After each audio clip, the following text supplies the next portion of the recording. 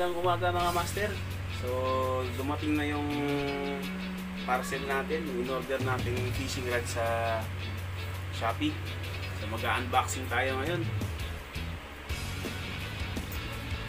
Para sa mga master dyan sa Norala. So ito yung update sa akin ngayon dito sa Davao. So gagamitin natin tong rod na to dito sa Davao. So asa na ba yun? Wala bang kutsilyo dyan? Kaya naman ang kutsilyo. Master, dito na yung weapon natin kung bukas. So bubuksan natin. Ito kasing rod na to, nakita ko to sa YouTube. Nagamit ni Idol Prince Poligi. So order tayo para makita natin kung mga bayan. Ah, master! Yun! Abu Garcia Vengeance. Wala na bang ba? Kaya natin yung mga baka naman pa. Ako, wala na nga. Uy, nulog. So ito mga master eh. Ayan o. Ayan. Ayan o. Okay ko lang yan. Ayan. Yun na nga. Made in China pa rin to mga master. Madilim ba? Ayan. Kita nyo yan. Made in China. May tatak na made in China.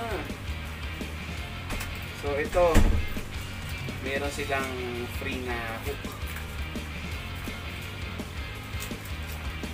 Yung size kaya ito, laki ng hook.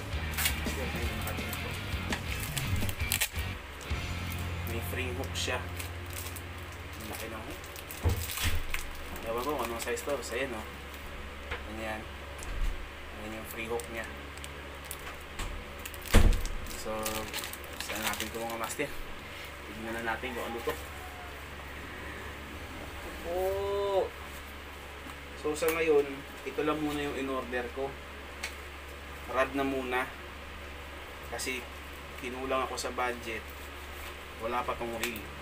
So bibili ako ng reel siguro baka next week siguro order ako. Titingin pa ako kung yung magandang reel, Shimano ba o Berting. Kasi mumurahin na lang siguro muna para makapag-fishing tayo. Ayan. Master, excited na ako. Galing ba akong trabaho?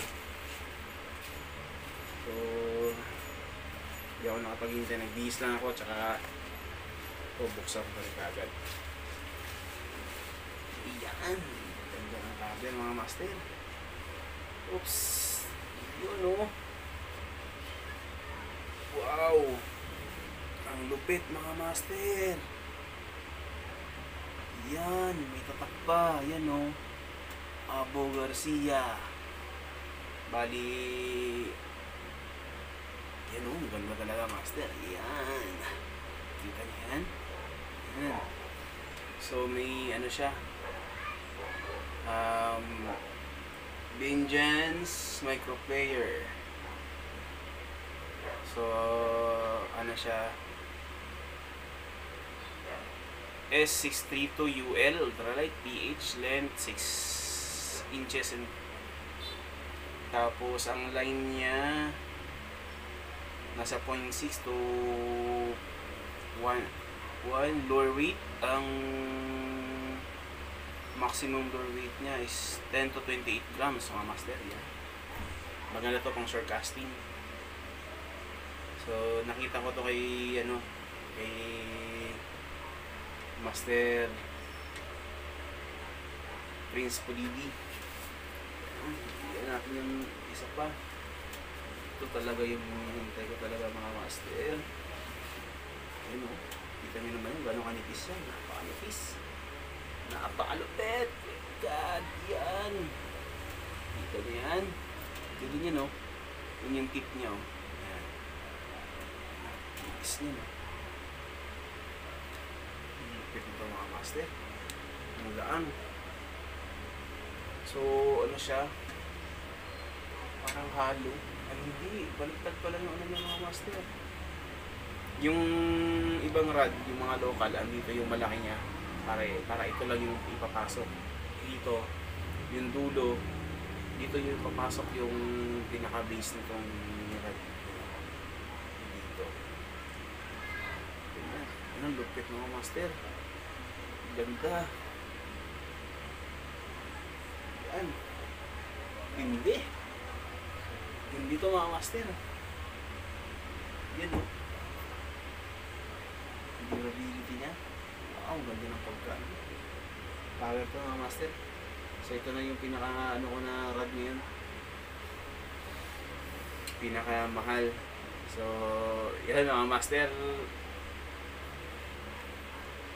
Abangan yung ano natin, pag-fishing natin dito sa Davao. So mga master ko dyan sa Norala, alam ko busy kayo sa trabaho kaya hindi kayo masyado nakakapag-fishing dyan. At the same time wala ring spot dyan sa atin. So sa ngayon ako na muna, unboxing tayo ng fishing rod. Yan, ito mga master, lupet. So, next na ano, po-orderin natin yung ano, yung reel. So, titingin pa ako kung ano ba yung applicable na reel pang shore casting kasi hindi tayo maalam dun. Tsaka, syempre, titignan din natin yung mga capacity nun, kung ano ba yung mga line na dapat natin gamitin dun. Kung braided ba o monoline. Tsaka syempre yung sizes nung kasi wala tayong alam. Tatanong-tanong ba tayo? So sa ngayon mga master, hanggang dito na lang muna. So shout out na lang din sa mga master ko dyan sa Norala. Master Bambam, Master Joao, Master Tiago, Master Jik, Master Alvin. So sana makapag-upload na kayo ng video sa channel natin. Kasi marami na rin nagtatanong sa akin kung bakit di na nag-upload. So sa ngayon ako na muna. Sa mga hindi pa pala nakapag-subscribe dyan, mga silent viewers namin dyan, marami kayo nanonood pero hindi kayo nakapag-subscribe. So please subscribe, hit the bell button, bell button, notification bell pala. See you next unboxing natin ng reel. Abangan nyo yan. Wala pang schedule pero abangan nyo. Ka-update tayo dyan. So sa ngayon, bye-bye na muna. See you soon!